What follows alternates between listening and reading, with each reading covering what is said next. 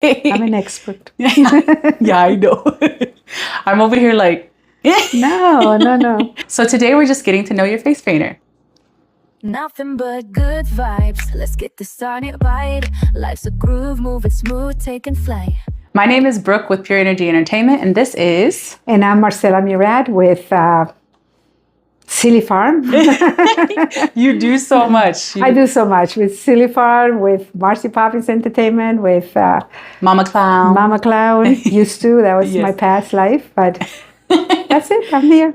The Face and Body Art Convention, the Face Painting and Body Art Magazine. Oh my goodness. Done a lot of things. I'm just amazed by all the things that you have done. Like, Yeah. when and how did you get started? With face painting. Before all of that, yeah. Okay, well, I was clowning already. I was being a clown. I was doing children's birthday parties. And one day I went to Canada to visit a friend. And I saw these people, they had this little van and they were in a festival and they were face painting. And I always liked drawing and arts and crafts and things like that. So I was just fascinated watching them face paint. And, Canada, Europe, they were way more advanced than we ever were. They started way before we did. I mean, I painted when I was a hippie, using acrylics on the face, but you never saw face painters at a birthday party or a festival or anything like that. Right. So then I stood there and I started taking notes, and they really didn't like it. But I figured, come on, I'm not in Canada, I'm in the United States, and they never seen anything like this here. Right. So let me just take notes and figure out what to do. So when I got home, I was excited. I said, I'm going to learn how to do this, and I'm going to add it to my services, my clown services, face painting, see what happens. Oh my God, it took off like fire. And when was that? This was like in 1983. A long time ago. I was born 1984. No kidding. You were a baby then. Yeah, I wasn't born yet. Yeah. That's incredible. Yeah, so then what happened is I started, teaching myself how to do it based on the notes that I took there. I found out that they had two paints available at that time. There was Krylon and there was Maron liquids. And so then I ordered some Maron liquids and some Krylon, and I just started practicing and painting every kid in the family and every kid I saw. And then I was invited to go to clown conventions a lot at that time to teach clowning. So then I took my face paints one day and asked them if I just could face paint in the lobby. They had no idea what that was. So I said, okay. So I started face painting in the lobby. And people really liked it. The clowns really liked it. So then at that time, there was a magazine called the Laugh Makers magazine. It no longer exists. They also had a convention at that time. There was an entertainers convention, not so much a clown convention, but an entertainers convention. And it was very hard to get invited to that, because that and clown camp at the University of Wisconsin was the two biggest things they had for the clown world. So the lady and the guy that ran that convention, they saw me face painting and they said, hey, would you like to teach this at the Laugh Makers Conference? And I go, sure, why not? Yeah. And then they invited me, and I didn't realize at the time how big of a deal that was, because you just don't get invited there that easy. So then I said, okay. So then I started. So I went. That was my first class, and then people wanted to know where to buy the paint and where to buy the brushes and where to buy everything. So then that's how Silly Farm started. I said, okay, now we need to go to conventions and teach this, but they're going to have to buy the supplies to do it. So I started, and actually the Silly Farm was called, I named it the Funny Farm, because that's where my clown character lived, at the Funny Farm. But then there was this man in Georgia who got very upset because his business in Georgia was called the Funny Farm. Oh, okay. And then he says I couldn't use it. So then, if I knew better, and I go, well, that's your problem. I'm in Florida, you're in Georgia. But I changed it to the Silly Farm because of that. I feel like it worked out. It worked out really good. Everything in my life worked out of I don't know, it just happened. I never really wanted to become a clown. It just happened that I did. I never really thought about face painting. It just happened that I did. I never wanted to go teach all these things. Yes. Just happened that I did. So everything just kind of, the doors of opportunity kept opening up, and I just was so enthusiastic about everything. I just jumped in it without a plan, without anything. I just did it. Well, I feel like that's what faith is about, though. Yeah. It's just, you don't know if it's going to work out, but you trust that it will, as long as you keep moving forward. I just wanted to have fun. Yeah.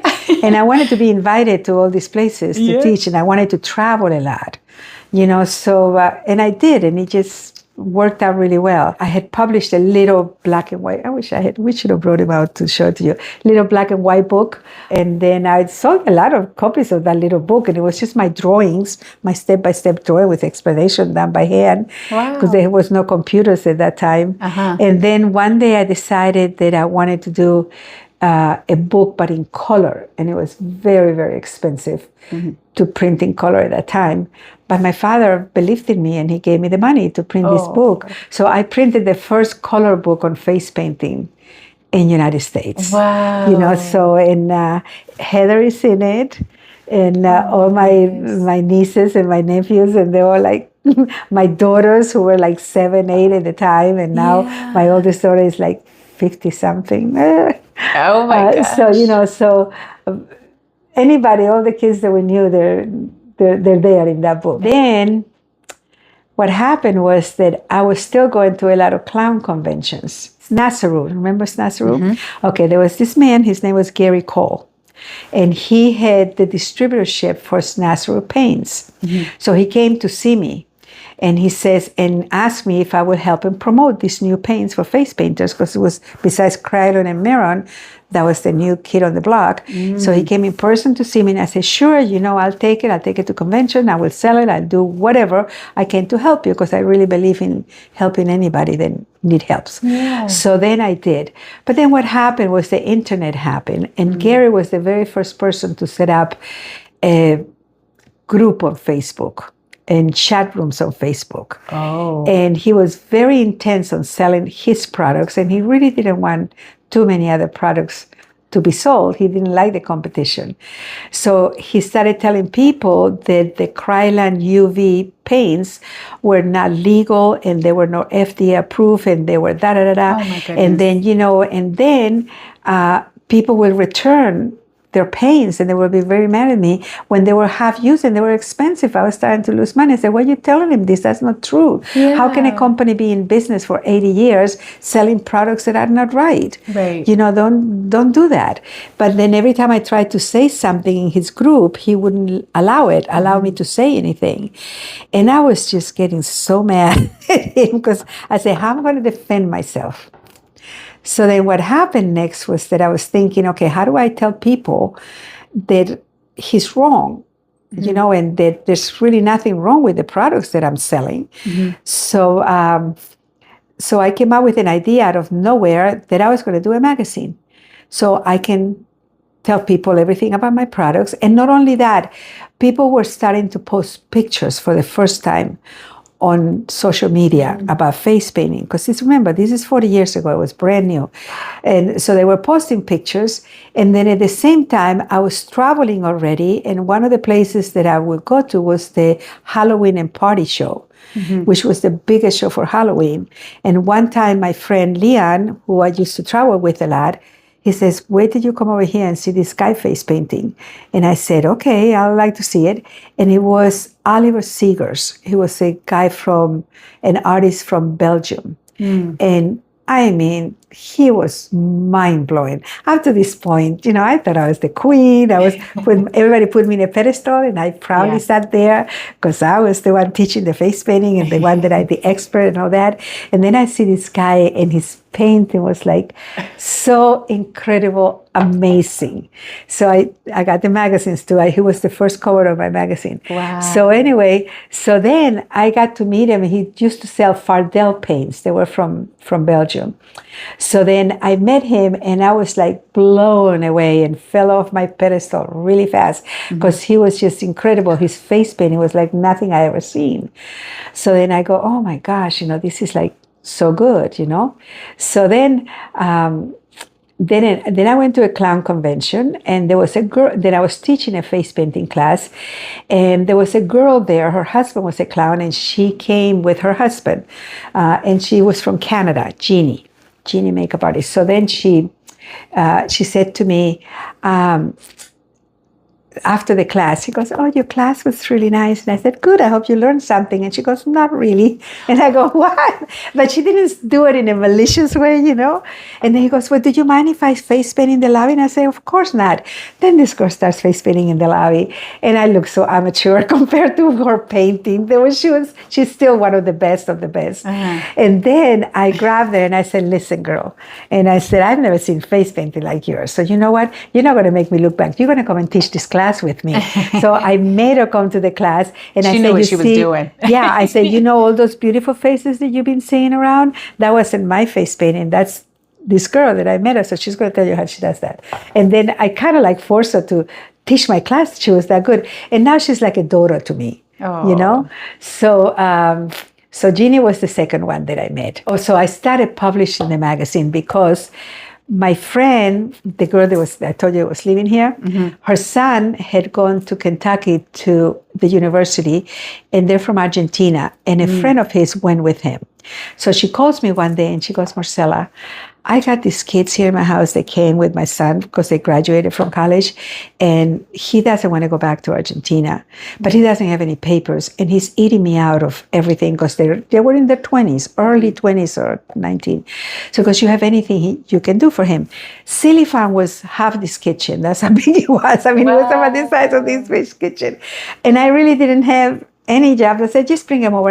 He can help me pack orders." Mm-hmm. So he would come over and he helped me pack orders and do whatever, and I would pay him as little as I could, Yeah. But at least I was helping.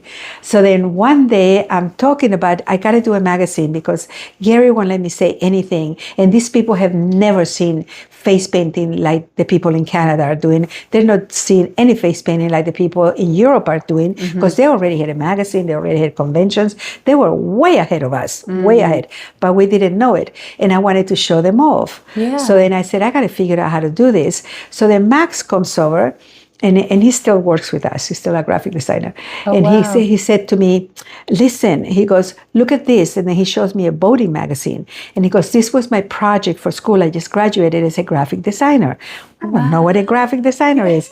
And then he goes, "Yeah, and my project was to make a magazine, a boating magazine. So I can help you with that." And I said, "Well, what do we need?" And he says, "I need a computer, a Mac computer." It had to be a Mac. "And I need this Photoshop program that costs like $3,000. I took all my credit cards, all my money, and I bought this kid a computer and the program she needed to make a magazine.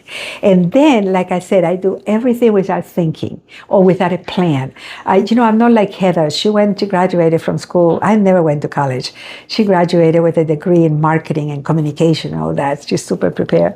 So then I said, I tell you what, the first thing that we're going to do is we're going to make like a postcard, a flyer, and I'm going to send it to all of the people that are buying from me. And I had a good list by that time. And then I said, and if 100 people send me $30 to subscribe to this magazine, then we're going to do it, because then I got $3,000 to print it and to do all these things. Uh-huh. So he says, okay, let's do it. So yeah, we made a postcard, and guess what? I mailed it to everybody, and guess what? People blindly send me $30 subscription. So we did the first magazine with Oliver on the cover. People went crazy because it was a good magazine. Uh-huh. So then the second cover was Jeannie. And then what happens, I was so excited after the first magazine came out. And then I go, shit, there's 4 issues a year. I have to do 3 more for those $30. Yeah. That's not enough, to do. What am I going to do? So somebody says, well, you need to sell advertisement. That's how magazines do it. Yeah. I'm not a seller. I'm not cold calling selling. So I say, what am I going to do? So this girl, Nina Dees, she's from California. As a matter of fact, I just saw her at a convention after 15, 20 years I haven't seen her. And then I was talking to her, and she goes, I help you sell advertisement, no problem. And I go, really? So she started helping me sell the advertisement, for the magazine, calling all my vendors. And they all were willing to buy it. And then I started looking at magazines, and like in the cover, in the inside cover, you will have like sales director. This is Mark. There was a lot of people that worked in the magazine, director from the Southeast area. Blah, blah, blah. I started making up names and asking my friends, "Hey, you want to be the director of this? Oh my I gotta put this in the magazine." But we pulled it off, and we pulled it off. I think I did 14 issues, believe it or not. Wow. And so then what happened was that Heather, she was a teenager at school, and she used to come over and help me with Silly Farm during the summer, because she was the only one of anybody in the family that was interested in what I did. My kids, nah, they want nothing to do with clowning, nothing to do with makeup, nothing to do with any of that. Heather did. And she used to come and she says, "Hey, Marcela, how the hell you run a business? You don't have inventory control. You don't pay your bills on time. You don't send your orders on time. Why would people even buy from you?" And I just say they like me, which was the truth, you know. So I said, "Listen, when you get out of college," and I said, you can have it, okay? So you can have the business and you can do whatever you want."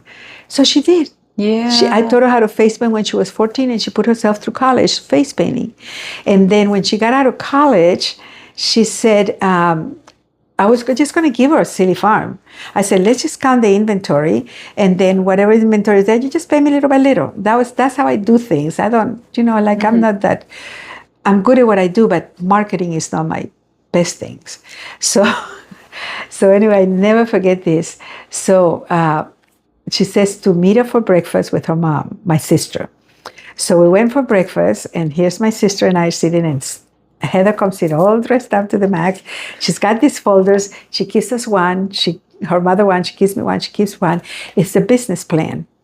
What she had already, I had a tiny little warehouse that I was paying I think it was like $750. She had found these warehouses that were 5 times or 2 times as big, and it was like $3,000 or $3,500 a month instead of $750. And then she says, we had counted the inventory, and I had like $17,000 worth of inventory. So she gave us the plan. And then she says, first of all, I found the warehouse. And I said, because in a year from now, when I grow, I don't want to have to move again. And there's no room in that tiny little place that Marcela had for us. There's just not enough. So, I need to make changes, and we're going to make it grow. And she just told us everything she wanted to do. And I'm like, all I was thinking at the time was, there's not enough face painters in this world to do what you want to do. There's not enough people to buy from us to pay all these bills at the end of the month. I was so close-minded when it comes to that. Her always had thought big, So anyways, so she gave us a presentation. And then her mother, my sister, who is really good businesswoman, really good. She took after my dad. She looked at it and she says, "Let me talk to Sonny." Sonny's her husband, her dad. And he goes, "And we'll let you know what we do." It ended up that they took a $75,000 mortgage on their house to give it to Heather to start Silly Farm. And I just could not believe they were doing that, because I didn't have faith that it would really grow that big. So Silly Farm is what it is today, not because of me, even though I started it, but because of Heather and what she did with it, and Claudia, her mom. They're the ones that brought it to what it is today. Well, I think that's not fair to you, because you started with so much faith, and she brought her faith to the table too. And both of you guys just believe that you wanted to have fun and do something. Yeah. And it came and brought it all together. I liked it, but again, business is not my thing. Like, I book mostly through agents. I don't want to book myself. I don't want to talk to people. I don't want to sell myself. I don't want to collect money. I don't want to collect deposits. I don't want to do 1090, nothing. I'd rather that you book me, tell me what to be at what time, I go do the job, pay me. Gotcha. That's it. Yeah. That's when I'm happy. I'm happy performing. I'm happy face painting. I'm happy doing balloons. I'm happy doing henna. I'm happy dressing up. I'm just not happy. I'm not in the business thing. The same thing with the other company that we had before the Silly Farm. One day I went to a Halloween and party show, or the IAPA show, which is where they sell all the rides and the bounce houses. Okay. And bounce houses were new at the time too. So I went to this show and I saw these bounce houses. I befriended a guy from China or whatever. And then I said, "Oh, can you make me a little house that has a little red roof and then flowers on the thing? And can you put Mama Clown's playhouse in it? And then, I will just add it as a service to my thing." So he says, "Sure." I maxed all my credit cards because it was $3,000, and I ordered this custom-made bounce house for Mama Clown. So the bounce house gets here, and then all of a sudden I go, oh, poop. This is too big. It won't fit in my car. I need somebody to take it. Yeah. Oh no, I need insurance. Yeah. How did you blow these things up? And then I realized that now I have these things and I don't know how to take it out. I don't know how to sell it. I don't know how to blow it up.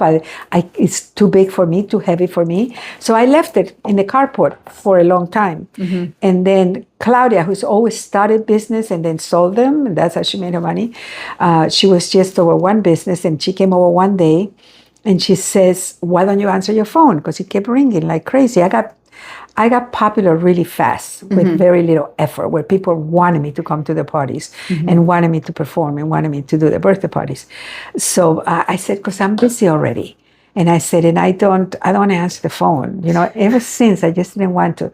So she goes, why don't you give the job to your friends and make a commission? Because she's, that comes from a business mind, not mine. I go, I don't know. I don't want to be responsible. So she says, listen, this is what we go. And she goes, and what is this? So I'm trying to explain to her what it was, a bounce house. Nobody knew what a bouncy house was at that time, because they were just brand new in the area. So and I said, well, you got this thing, and then you blow it up, and then you plug it in, and it just blows up, and kids go inside and they jump. That's what it is. So she brought somebody, they set it up in the backyard and everything, and then she started figuring out, what business is this? So then she goes, so she came to me and I said, I tell you what, I'm going to take the bounce house from you.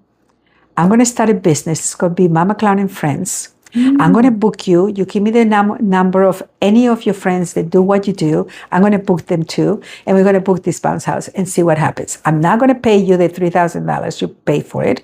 And I said, but I'm going to give you 5% of the company. So if it grows, you'll be in good shape. And if it doesn't, you didn't lose anything, because this is going to get rotten right here. Fine, take it.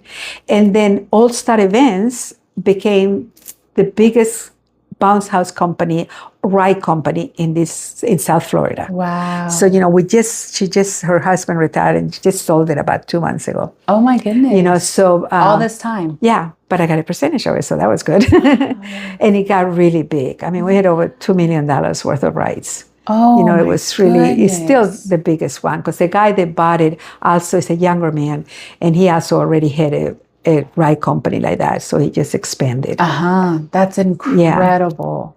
Yeah. You know what I love about, I just want to say this about everything you're saying, is I feel like every step along the way, you never took anything anybody else did to be against you. You used it, and you either helped or you made it work for you, or you just allowed the doors to continue to open. I just kind of just did whatever happened at the moment, and it worked out.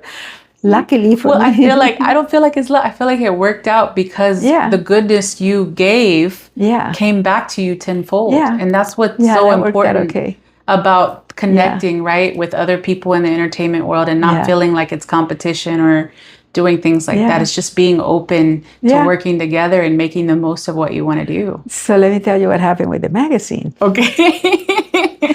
So anyway, so Heather says she's going to buy the business. Her mother says, I'm going to give you the money. I'm going to trust you.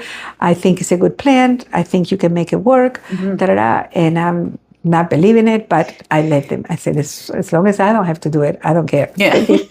Hire me. That's all. So anyway, so she takes to the magazine. So she says, I'm going to pay you for the inventory. You're not going to give it to me. I don't want to owe anybody. I'm going to pay you for it. You got $17,000 worth of inventory. And I said, but I'm not going to take the magazine. The magazine was already happening. So he goes, but not the magazine. I just wanted the store. You can keep the magazine, and that can be your project. So I said, okay. So she hired an accountant to come over and look at all the books. And it was so disorganized. And he comes and look at all the books. And then he comes to me one day and he goes, Marcela, how much money are you making on this magazine? And I said, I don't know, because I never paid attention, So he says, and I had a line of credit that served as my overdraft protection. So she goes, well, how much money do you own on your line of credit? And I said, I don't know. I just had the bathroom redone, and that was like $5,000. And I've been paying on it, so maybe like $4,000. And he says, try $16,000. I said, I don't know, $16,000 in my line of credit. He goes, yeah, that was your overdraft protection, because every time you wrote, your magazine was losing about $2,000 to $3,000 every time you published it. So a year. So then all that money that I had to pay bills. You so, had no idea? No, because I never paid gosh. attention. So then I had no choice. I had to give it up. Yeah. I didn't want to give it up, but I had no choice. I had to give it up. Oh, So, so we gave up the magazine. But in the meantime, my friend Cynthia Keeler, we're still friends too, she was a clown. And she worked her ladder up in the clown world where you have to be secretary. All these are volunteer jobs. Secretary, then da-da-da-da, then this. And then she got all the way to vice president. And then she really wanted to be president of the World Clown Organization. And she worked so hard. And one of her jobs was to help put the convention together. And she lived in Orlando. So then one day I was at this convention and she was nominated. But then they nominated this other man who runs the clown camp in Wisconsin, which was the most prestige place to learn. So he had a lot more name recognition than she ever did. So at the last minute, so he got elected. So I didn't know what was happening. So, so I'm walking and I see her and her sister and she's bowling. She's like, and I go, what happened? And then she told me, because this is not fair. I worked so hard for this and I was nominated. I thought I got it and now I'm not her. And I said, listen. And I said, one of these days we're going to do a face painting convention. And you can be president, vice president, secretary, dictator, whatever you want to be. And then we just do it together. So I said, because that's what your experience is anyway. So she goes, okay. So, so about a month later, she called me and she goes, Marcela, this is Cynthia. Are you really serious about doing this face painting convention? And I go, yeah. So she had the connections in Orlando. Because her son worked at a hotel. So she had the connections with the hotel. Orlando was a central area. She took care of all of that. I had the connections with people that could be instructors. I had the connections with to advertise with the magazine.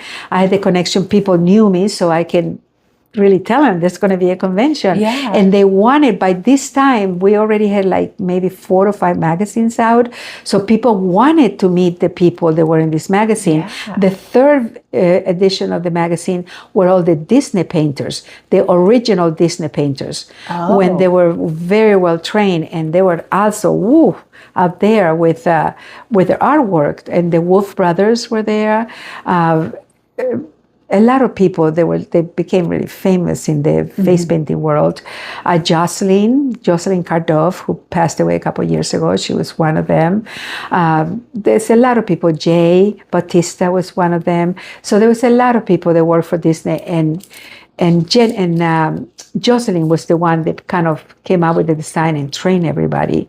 Ronnie Mina, I don't know if you know him too. Yes. Okay, he was an original Disney painter too. Okay, I didn't know that. So the third cover has got all the Disney painters in the cover. So I already had connection with them. So I just started calling everybody and said, I'm going to do a clown convention. You want to come teach?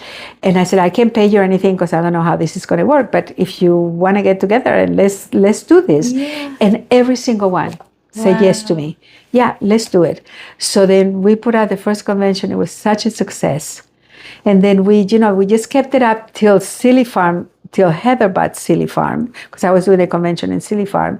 And then when Heather bought Silly Farm, at that time, Cynthia decided that she wanted to go to school and she became a therapist. So she wanted to kind of get away. So we bought her out and I kept. So for Silly Farm, my job was to put the convention together, even though I had a lot of help from Heather and Claudia and a lot of people. And, I just came up with the ideas. I told them what I had an idea, the theme for the convention, people who invite. I would talk to the instructors. I will do the schedule. It was a lot of work, I can't imagine. But it was really the best convention ever, because every single penny we collected, we spent it to make sure that it was quality. We had beautiful hotels, we had AV, we had screens, we had the best painters from all over the world. Yeah. We had the beautiful competition. Claudia was really good at getting the vendors to sponsor things like the competition and give us $3,000, $4,000, $5,000. I'm not good at soliciting or selling like that, but I had a really good team. Yeah. And I was really good. I was a really good people person. Like the instructors, the people that I put in the magazine, I love them and they love me back. Right. So I could ask them for anything and they will do it. So the people that came to the first convention was Oliver and Jeannie, Nick and Brian Wolf, some of the Disney painters. I just kept inviting them to every single convention. And they came to every convention because they were the first ones, because they were the ones that helped me. When I couldn't pay, I couldn't do anything. They just did it out of the goodness of their heart. And we're the ones that build it up. The first time we did a body painting competition, I think it was the second convention, there was like 6 people competing. The last time we had to cap it because there were so many people competing. Wow. And then when we gave out like almost $5,000 worth of prizes. So, so these other conventions, they learned a lot from us and they're doing a great job. Yeah. It doesn't matter which way you go, whether it's ACE that is coming up or whether it's Kidvention. Louis does a wonderful job. The factory, what's the name? The Art Factory, you know, she does a wonderful job in her convention. So when it was time to leave, it was easy because I knew this was in good hands. Okay. You know, and I left. Okay, when the pandemic started, the convention was set up. Of course, we couldn't have the convention because of the pandemic. But, you know, when people send us the money for the registration, we started spending that money on what we needed, on printing, on deposits, on this, on that, on the hotel, well, whatever, you know. So, and we always hope that we have enough people to make it. We always broke even. Yeah. A couple of times we lost a little bit, but we always broke even. But so we couldn't do it. And we go, okay, we're just going to have to wait till after the pandemic. So then after the second year, we couldn't have it. The next year, we couldn't have it either because of the pandemic was still going on. So the third year, I didn't want it. We had to do it because we already had the money. Yeah. But it was nerve-wracking because we had the money for this convention, but we needed more, and we didn't know how many people were going to show up after a pandemic and how much money we were going to lose. So we were like, and the hotel says you need to have it because if you don't have it, then you still got to pay us. Right. You know, for the rooms and for everything. So we had no choice. So the last convention that we did, number one, was the best convention ever because I was always, people would see me running around like crazy. It's just I was putting out fires all the time. This one, there was nothing. I mean, I can tell you stories of all the fires I put out in there because face painters are crazy, you know, and what happens at a convention stays at a convention, you know. Well, but no, I don't think it does anymore. Everything goes on Facebook now. I've never been to conventions, but I hear a lot of stories. They're so much fun. Yeah. So, you know, and everything was great. I mean, there was nothing that went wrong in this last convention. It was the smoothest convention. We had enough people. Awesome. Everybody was in a good mood and everything. And then right after but it was nerve-wracking because we didn't know how much we were going to lose. Because the deal that we made with the hotel was that, okay, we're going to give you the convention center, which is a really big space, but you got to have 1,100 nights, not 1,100 registration, but 1,100 nights booked into the hotel, and you got to serve like $45,000 worth of food, which is not bad if you have 500 people coming. Yeah, and then you can meet those quotas, especially when they charge you like $90 for a dinner, a banquet dinner. Yeah. So you know, so we always made the quote, but we didn't know who's going to come back if we're going to have enough people. Yeah. And then let's say that if only 1,000 nights were sold, we were responsible at $129 a night for the extra 100 nights that they didn't book. Oh, so you know what? It was very nerve-wracking. But everything went perfect. We had enough people. It was great. Nothing went wrong. And then after the convention, we always go have breakfast or lunch with Claudia and Heather and the main people and talk about it and decide with a theme for next year and da-da-da. And I walked in there and I said, okay, this is it. I'm retiring. I don't want to do this again. Yeah. It was too much. You're sure about this? And I go, yeah. He goes, let's don't tell anybody that. And then I just decided I didn't want to do it anymore. I decided after 20 years, because we did it for 20 years. That's so long. It's enough, you know? Yeah. It's enough. And there was a lot. Now we had competition.